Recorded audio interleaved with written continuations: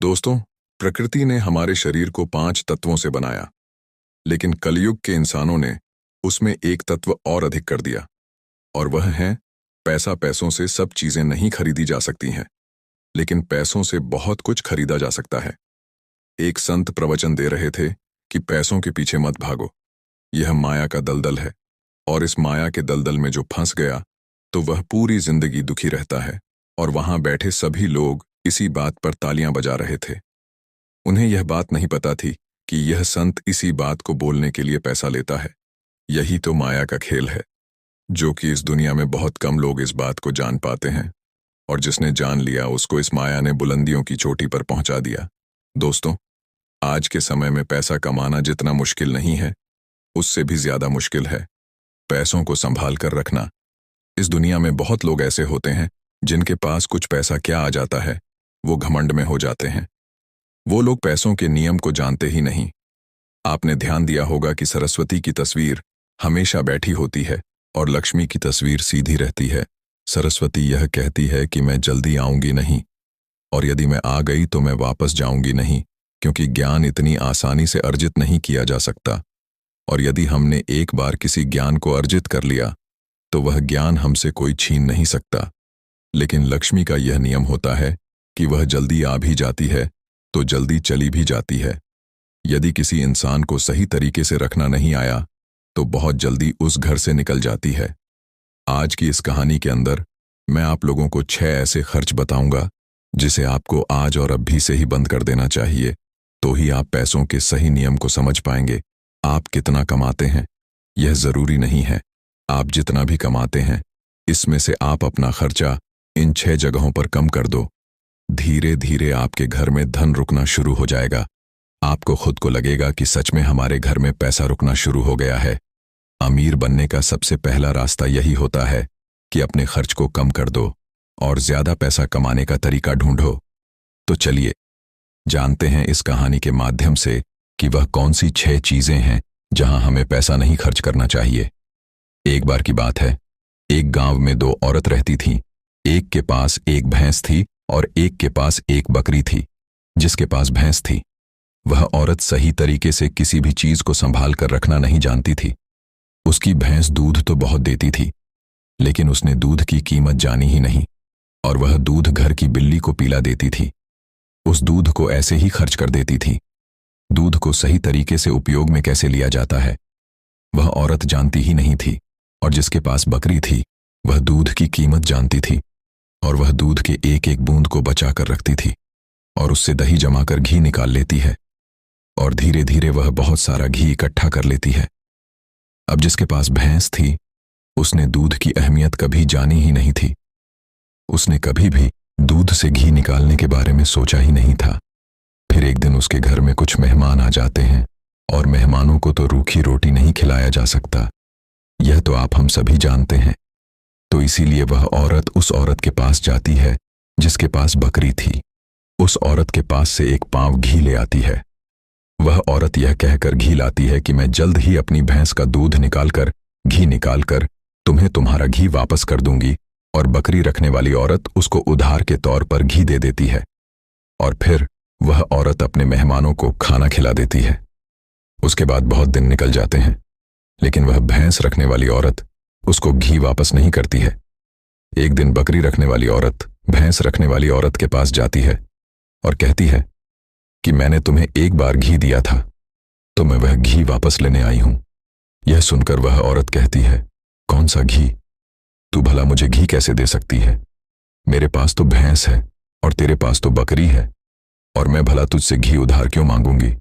मेरे पास तो इतनी अच्छी भैंस है और उसका तो बहुत ज्यादा दूध होता है, मैं तो खुद उससे घी निकाल लूंगी, मैं भला तुझसे घी क्यों उधार लूंगी? यह कहकर वो देने से मना कर देती है। यह सुनकर बकरी रखने वाली औरत वापस आ जाती है, क्योंकि उसको यह पता था कि कोई भी अब मेरी बात पर विश्वास नहीं करेगा, क्योंकि उसके पास तो भैंस है। लेकिन फिर भी उसने कई लोगों से बोला, लेकिन सबका जवाब एक सा था कि भला भैंस रखने वाला इंसान बकरी रखने वाले से घी उधार क्यों लेगा? यह बात कोई भी मानने को तैयार नहीं था। उसी गांव के बाहर एक गुरु रहते थे। वह बकरी रखने वाली औरत उस गुरु के पास जाती है और उन्हें अपनी सारी समस्याएं बताती है।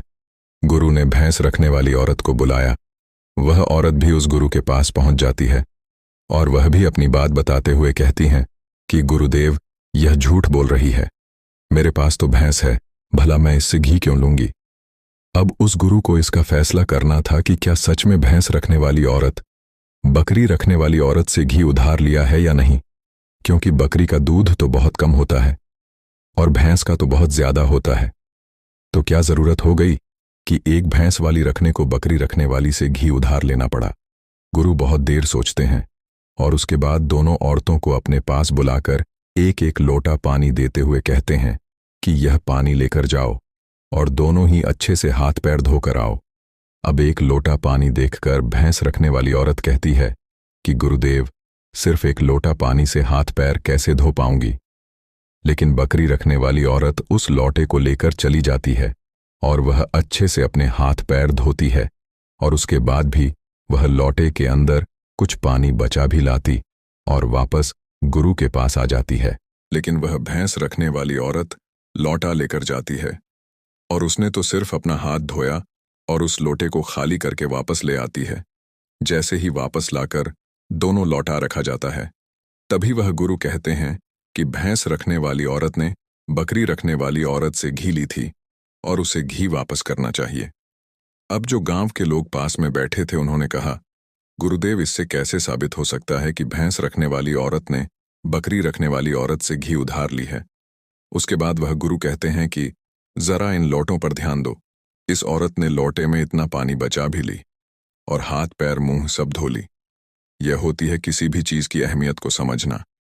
दूसरी औरत ने सिर्फ मुंह धुलकर ही लोटे का सारा पानी खत्म कर दी, क्योंकि उसको इस पानी की कीमत नहीं पता थी और जिस चीज की हमको कोई कदर नहीं होती, वो भले ही हमारे पास कितने भी हों, वह नष्ट हो ही जाती है, वह खत्म हो ही जाती है।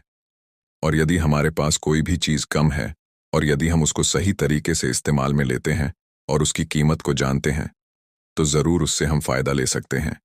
जैसे कि बकरी रखने वाली औरत ने दूध बचाकर उससे मक्खन निकाली और उसे घी बनाई, और भैंस रखने वाली औरत को दूध की कदर नहीं थी, इसीलिए इतना दूध होने के बावजूद भी उसके घर में मेहमानों के लिए घी नहीं था।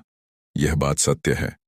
उसके बाद भैंस रखने वाली औरत उस गुरु के चरणों में गिर जाती है और कहती है, महाराज, मुझे क्षमा कर दीजिए, मैं अभी घर जाकर उसको घी वापस दे दूंगी।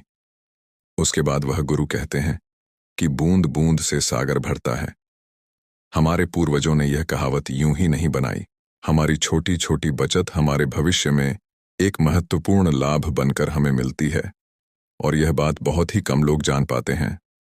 और यही बात हमारे घर में लक्ष्मी जी पर लागू होती है। यदि हम लक्ष्मी जी को बचाएंगे तो वहीं लक्ष्मी जी हमें भविष्य में अधिक लाभ बनकर मिलेगी। तो दोस्तों, कहानी तो आपको समझ में आ गई होगी। तो आइए अब जानते हैं वह 6 खर्चों के बारे में जो हमें आज से ही बंद कर देना चाहिए। सबसे पहला खर्च है दिखावे का खर्च। आपके अगल बगल में किसी ने महंगी कार ले ली तो अब आपके मन में जलन होने लगती है कि मुझे भी जल्द ही कार लेनी है, और यही दिखावे का खर्च आपको पूरी उम्र गरीब बनाकर रखता है। दोस्तों, हम में से ऐसे बहुत से लोग होते हैं जो सिर्फ दिखावे के चक्कर में ही बहुत सारा ऐसा सामान उठा लाते, जैसे कि दूसरों के सामने अपना रुतबा अधिक हो सके। कार ले लेना, महंगे जेवर ले लेना, महंगे मोबाइल ले लेना, या फिर ऐसी कोई महंगी चीज खरीद लेना जिसकी हमारी जिंदगी में कोई जरूरत भी नहीं होती। और जब उन्हें कोई समझाता है तो कहते हैं, हम किसी से कम हैं क्या। वह लोग यह नहीं समझते हैं कि इससे हमारा सिर्फ नुकसान होता है, ना कि कुछ फायदा। यदि आपको सच में अमीरी के रास्ते पर चलना है तो ये सारे खर्चे सबसे पहले आपको बंद करना होगा और वही पैसा कहीं इन्वेस्ट करना सीखना होगा। मैं ये नहीं कहता कि आप अपने शौक पूरे ना करें। मेरे कहने का मतलब यह है, जिस चीज की आपको जरूरत है बस आप वही लो। किसी को देखकर कोई सामान बिल्कुल ना ले। दूसरी बात है कंपनियों की स्कीम से दूर रहना। अपने सामान की बिक्री अधिक करने के लिए अलग अलग ब्रांड की जो कंपनियां होती हैं वह लुभाने की एक स्कीम लाती है, लेकिन यह उनकी मार्केटिंग करने की रणनीति होती है जो हम लोग समझ नहीं पाते, और बहुत सारे लोग अलग अलग स्कीम के चक्कर में वह चीज भी खरीद लेते हैं जिसकी उन्हें जरूरत भी नहीं होती।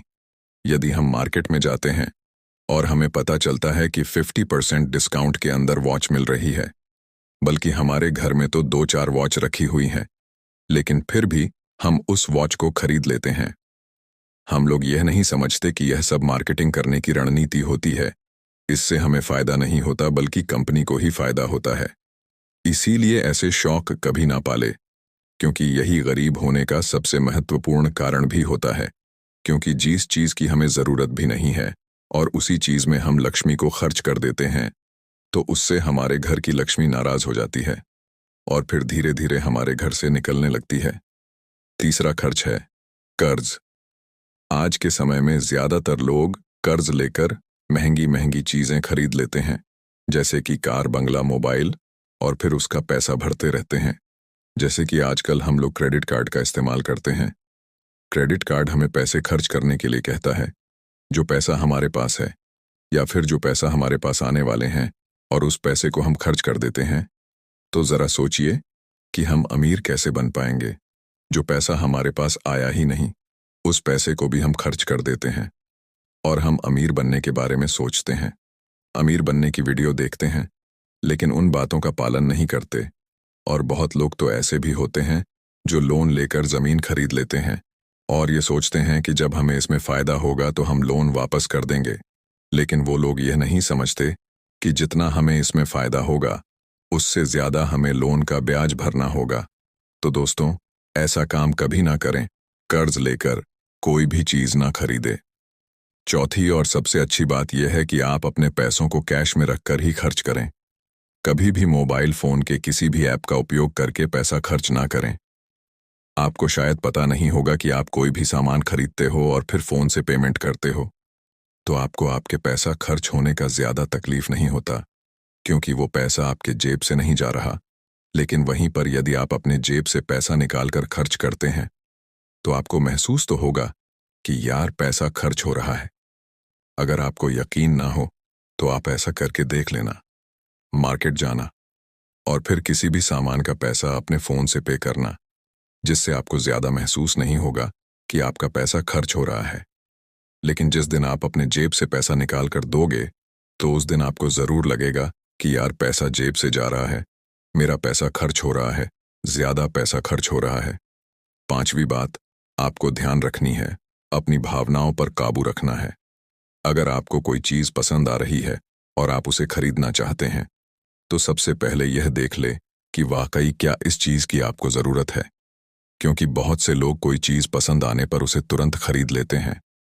कई बार तो ऐसा भी होता है कि कोई स्कीम वाले आते हैं जो हमें लुभाने वाली चीजें लेकर आते हैं और हमें वह चीज पसंद आ जाती है और हम उसे तुरंत खरीद लेते हैं।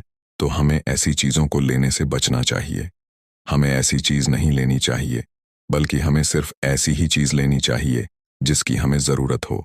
छठी और आखिरी बात यह है कि कभी भी कोई भी शौक ना पाले। आपको शायद यह बात पता होगा कि हमारी दुनिया में महंगाई का सबसे महत्वपूर्ण कारण शौक है। आज के समय में नॉर्मल फोन 10,000 का आ रहा है और वहीं पर 2 लाख का भी फोन आ रहा है। दोनों में फर्क इतना है, किसी को 10,000 का फोन रखने का शौक है तो किसी को 2 लाख का रखने का शौक है। हाँ, यहाँ पर आदमी की अमीरी भी दर्शाती है, क्योंकि अमीर आदमी महंगा फोन रखेगा तो लगेगा कि वह अमीर है, तो ये शौक ही तो हुआ। शौक है तभी तो उसने महंगा फोन रखा। इसीलिए महंगाई का कारण है शौक, और किसी भी चीज की महंगाई नहीं है। और इसीलिए लोग समय समय पर शौक वाली चीजें बनाते रहते हैं, अच्छी अच्छी चीज बनाकर हमें लुभाने के लिए लेकर आते रहते हैं, ताकि हमें वह चीज पसंद आ जाए और हम उसे तुरंत खरीद लें। क्योंकि उन्हें पता है कि ना लोगों का शौक खत्म होगा और ना ही उनका मार्केटिंग बंद होगा। तो इसीलिए अपने शौक पर काबू करें, जितना हो सके कम शौक करें, क्योंकि शौक करने से हमारी जिंदगी नहीं चलेगी, बल्कि मेहनत करने से और पैसे को अपने पास सेव करने से जिंदगी चलेगी। क्योंकि आज के समय में पैसा ही सब कुछ है। भले ही आज के समय में हमसे कितने भी लोग यह बात कहते हैं कि पैसा ही सब कुछ नहीं होता, लेकिन यदि उनकी जिंदगी में सही तरीके से ध्यान रखकर देखा जाए तो उनके लिए पैसा ही सब कुछ होता है। वह पैसों के लिए ही इधर उधर भाग रहे हैं और हमें कहते हैं पैसों के पीछे मत भागो। तो दोस्तों, इस वीडियो में कुछ फिजूल खर्च बताने की कोशिश की है हमने, ताकि उन खर्चों को आपको कंट्रोल में करना, ताकि आपके पास पैसा बचे और जरूरत के समय वह पैसा आपके काम आ सके। और वह पैसा जब जरूरत के समय हमारे काम आता है तो हमारे दिल को जो शांति मिलती है वह सच में बहुत ही अद्भुत शांति होती है। तो दोस्तों, ये कहानी आप लोगों को कैसी लगी